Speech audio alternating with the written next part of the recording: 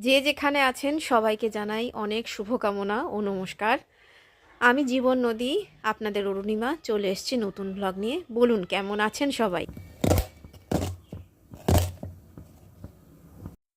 দিনটা শুরু করলাম ঘষ ঘষ করে কয়েকটা পেঁয়াজ কেটে নিয়ে। পেঁয়াজগুলো কেটে নিচ্ছি, তার একটা কারণ আছে। রান্না তো অবশ্যই হবে, তবে কি রান্না হচ্ছে দেখতে থাকুন। দেখার জন্য একটু সবুর করুন। পেঁয়াজ, আদা, রসুন এগুলোকে সেদ্ধ করে নেব, সেদ্ধ করে বেটে নেব। আর এখানে প্রেসার কুকারে সয়াবিন আর আলু সেদ্ধ করতে দিয়েছি। সয়াবিন আলুর মুইঠা বানাবো, সয়াবিনের মুইঠা। আর এদিকে যেমন রেগুলার ভাত রান্না হয়, বেশ খানিকটা ভাত আছে, আর সেটা মাইক্রোওভেনে গরম করে নেব। আর এখানে খানিকটা আমাদের মানে বাসি ভাত যেটা রয়েছে সেটা বাইরের কুকুরকে সেখান থেকে খানিকটা দিয়ে দেবো। আর ঘোতনও খাবে। আর এই নতুন ভাতটা ছেলে, বর, এদের জন্য রেখে দেবো বাসি ভাতটা। আমি, ঘোতন আর ওই বাইরের কুকুর মিলে খেয়ে নেবো। এখানে আলু কুটে রেখেছি, নতুন আলু। সয়াবিনের মুইঠা দিয়ে আলু দিয়ে আজকে একটা তরকারি করব। নমস্কার বন্ধুরা, যে যেখানে আছেন সবাইকে অনেক অনেক শুভেচ্ছা, অনেক অনেক ভালোবাসা। রোদ্দুর উঠেছে, হালকা হালকা বসন্ত এসে গেছে, মনে হচ্ছে হালকা বসন্তের হাওয়া দিচ্ছে। তো মন ভালো হয়ে গেছে, আবার আমি পুরো উদ্যমে কাজে লেগে পড়েছি। ইউটিউব থেকে কি পেলাম না সেটার বিচার করতে বসিনি। হয়তো একদিন কাউকে না জানিয়ে হঠাৎ করে দুম করে চলে যাব, আমার ইউটিউব ভিডিওগুলো আর আসবে না, কিন্তু আমি সবার পাশে থাকবো, যেরকম আছে সেরকম। ভালোবাসা পেয়েছি, ভালোবাসা পাচ্ছি, ভালোবাসা জন্যই এখানে আসা, এখানে টিকে থাকা। চলুন তাহলে দেখা যাক আজকে কি করছি। তো করে নিচ্ছি আলু, পেঁয়াজ, এই আদা, পেঁয়াজ, রসুন এগুলো সেদ্ধ করে নিচ্ছি। আর এই যে খোসাগুলো আমি যখন সেদ্ধ হয়ে যাবে তখন ছাড়িয়ে নেব। আলু আর সয়াবিন সেদ্ধ হয়ে গেছে, এটাকে ঠান্ডা হতে দেবো। ঠান্ডা হলে ওই পেঁয়াজ, আদা, রসুনের যে সেদ্ধ করা পেস্ট দিয়ে এটাকে খানিকটা পরিমাণ মতো নুন, চিনি, কাঁচা লঙ্কা সমস্ত কিছু দিয়ে মেখে, মশলা দিয়ে মেখে, তারপর গোল গোল গোল গোল লম্বা লম্বা করে মুঠা বানাবো, বানিয়ে ভেজে রান্না করবো। চলুন দেখা যাক। আলুগুলো সামান্য নুন হলুদ দিয়ে ভেজে রাখছি। ওদিকে মশলাটা হতে হতে আমি এগুলো করে রাখছি। এই ফাঁকে একটুখানি ঘরটাও মুছে নেব। এক হাতে ধরে কাজ করছি। যাই হোক, এটা ভাজা ভাজা হোক, বেশ ভালো করে লাল করে ভেজে নেব। আলুগুলো ভাজা হয়ে গেছে। তো করে নেওয়া মশলাটা বেটে নিয়েছি, মানে পেঁয়াজ, আদা, রসুনের পেস্ট করে নিয়েছি, তার সঙ্গে কাঁচা লঙ্কাও পেস্ট করে নিয়েছি। ভালো করে স্ম্যাশার দিয়ে এটাকে স্ম্যাশ করে নেব।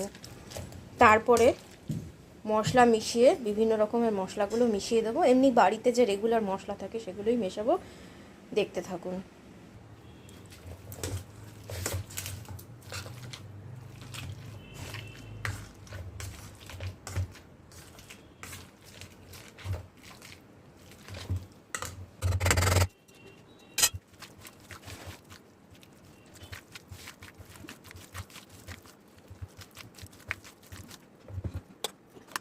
বেটে রাখা মশলা অর্ধেকটা এখানে দিয়ে দিলাম, যাতে করে স্বাদটা খুব বাড়ে।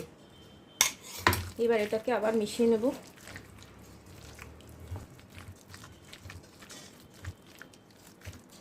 নিয়ে এটাকে আট করে মাখতে হবে।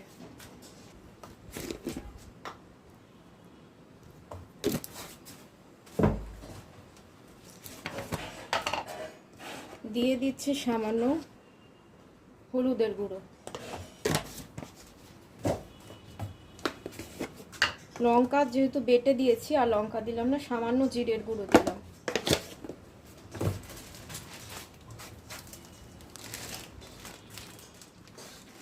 বাইন্ডিংয়ের জন্য দেব বেসন।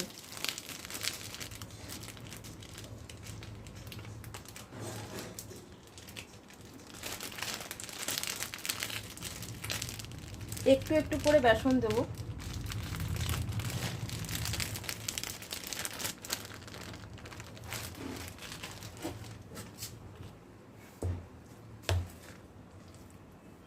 ভালো করে মেখে নেব। মেখে নেওয়ার পরে ফিরে আসছি।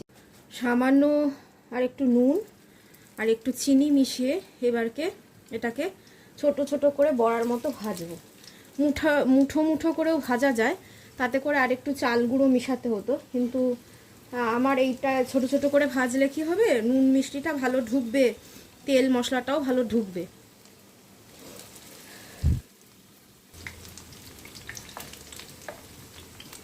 এক প্যান বড়া বসিয়ে দিয়েছি।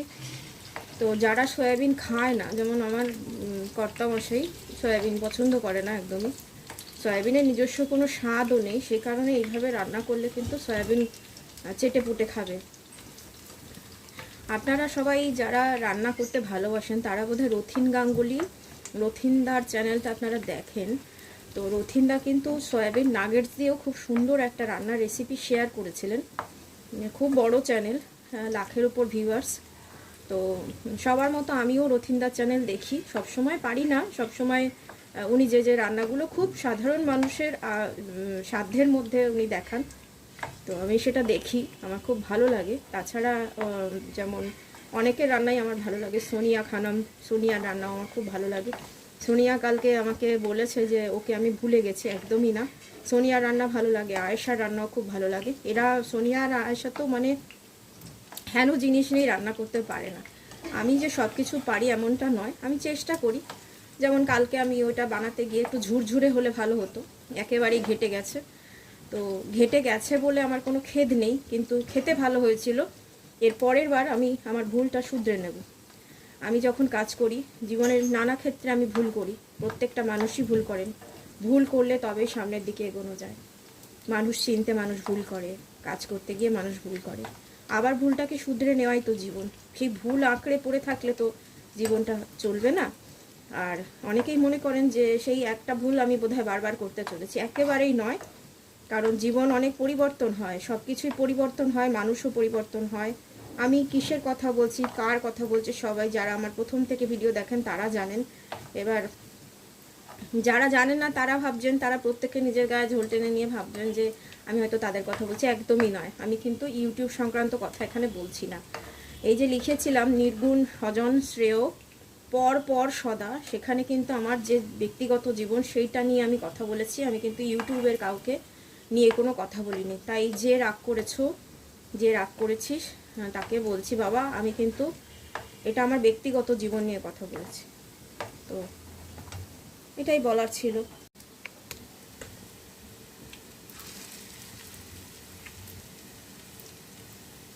সুন্দর টোপা টোপা করে বড়ির মতো।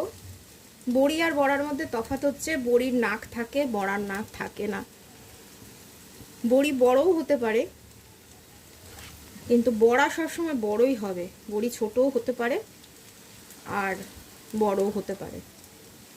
আমাদের দেশে মেদিনীপুরে খুব সুন্দর গয়না বড়ি পাওয়া যায়, সে অনেক দাম। পোস্তর উপরে নজল দিয়ে বড়ির যে মিশ্রণ থাকে বিউলির ডালে, সেই মিশ্রণ দিয়ে গয়না বড়ি তৈরি করা হয়, এবং মেয়ের বিয়েতে এই গয়না বড়ি কিন্তু তত্ত্বে পাঠানো হয় মেদিনীপুর জেলায়। আমাদের মেলাতেও গয়না বড়ি আসে, কিন্তু প্রচুর দাম। আমি কখনোই কিনিনি, শুধু সৌন্দর্য, খেতে সেই একই রকম। তো কোনো একদিন হয়তো গয়না বড়ি বানানোর চেষ্টা করব, একটু রোদ্দুরটা উঠুক তেড়ে ফুড়ে। তো বড়ি কাসুন্দি এগুলি নাকি সবাইকে বানাতে নেই, কি জানি, আমি অত জানি না, অত নিয়ম কানুন আমি জানি না। তো আমার এটা আরেকটুখানি হলেই হয়ে যাবে। বড়াগুলো ভেজে নিয়েছি, বড়া ভাজার তেলটা কড়াইতে দিয়ে দিলাম। আমি এর মধ্যে বড়াটা, কিছু বড়া ভেজেছি বলে এরকম কালো কালো দেখাচ্ছে, ওটা ঠিক হয়ে যাবে। এবার এর মধ্যে দিয়ে দিচ্ছি জিরে ফোড়ন। জিরে ফোড়ন দিলাম,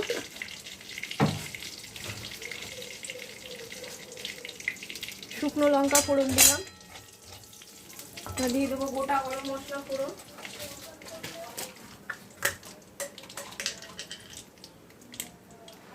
দারচিনি ভেঙে দিলাম, দিয়ে দিচ্ছি 3টে ছোট এলাচ, 3টে থেকে 4টে লবঙ্গ, লবঙ্গ, দারচিনি, ছোট এলাচ এগুলোই দিলাম। আর দেবো একটা তেজপাতা, আমার গাছের তেজপাতাই দেব, এটা আমার তেজপাতা, গাছের তেজপাতা।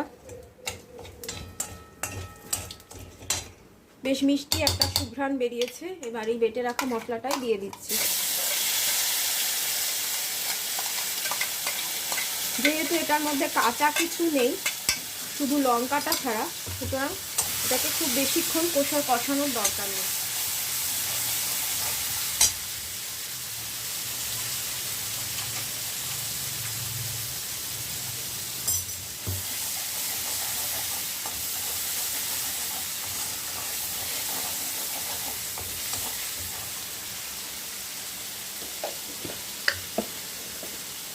দিয়ে দেবো জিরের গুঁড়ো,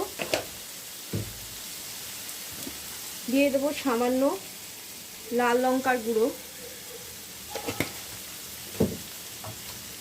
দিয়ে দেবো হলুদ,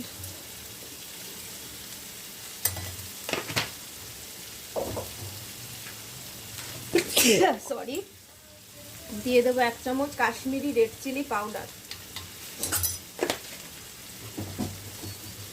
দিয়ে মশলাটা একটু কষিয়ে নিয়ে এই যে মশলা ধোয়া জলটা দিয়ে কষিয়ে নেব।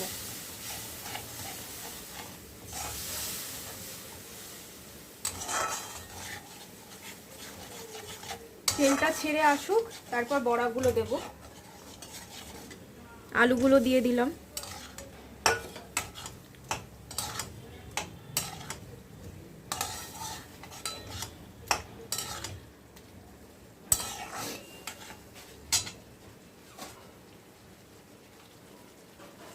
দিয়ে দিচ্ছি পর্যাপ্ত পরিমাণে নুন।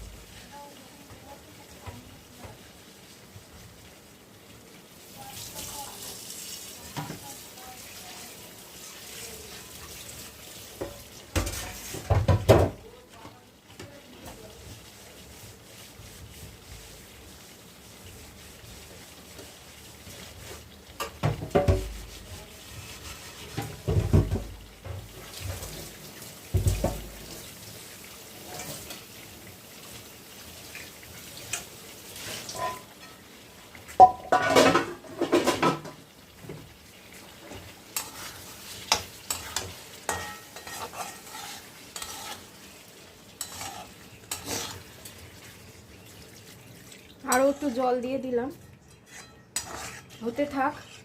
একদম শেষে বড়াগুলো দিয়ে গরম মশলা দিয়ে নামিয়ে নেব। ফুটছে ঝোল।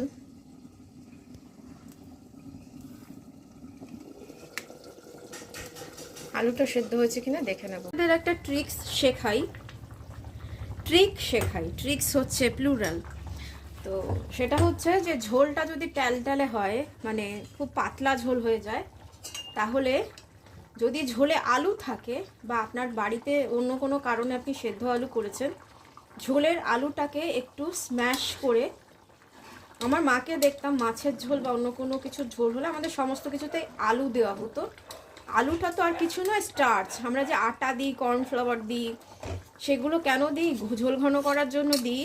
সেটা সেই আলুটা দিলেই একই কাজ হবে, ঝোলটা কিন্তু ঘন হয়ে যাবে। যতটা ঘন করতে চাইছি ঠিক ততটাই আমি আলু স্ম্যাশ করে দিয়ে দেব। কেমন লাগলো আজকে ট্রিক সেটা জানাবেন।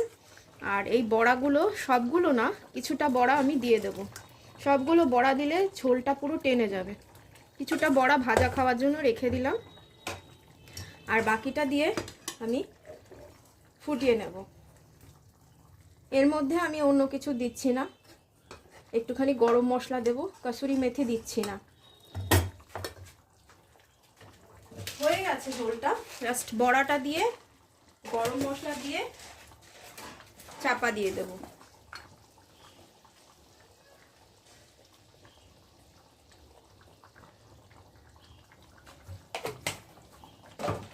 মাসের শেষ, আমাদের এখন মাসের শেষ চলছে, সুতরাং আমাদের এইভাবে বুদ্ধি করে সুস্বাদুও হবে, আবার একটা বড় তরকারি হবে। এভাবেই আমাদের চালাতে হয়, কখনো ডালের বড়া, কখনো সয়াবিনের মুইঠা, কখনো বাঁধাকপির মুইঠা, এইভাবে করে করে আমরা রান্নাটা কিন্তু চালিয়ে নিই। এবার আমি গ্যাস অফ করে দেব, দিয়ে একটুখানি স্ট্যান্ডিং টাইম দেব।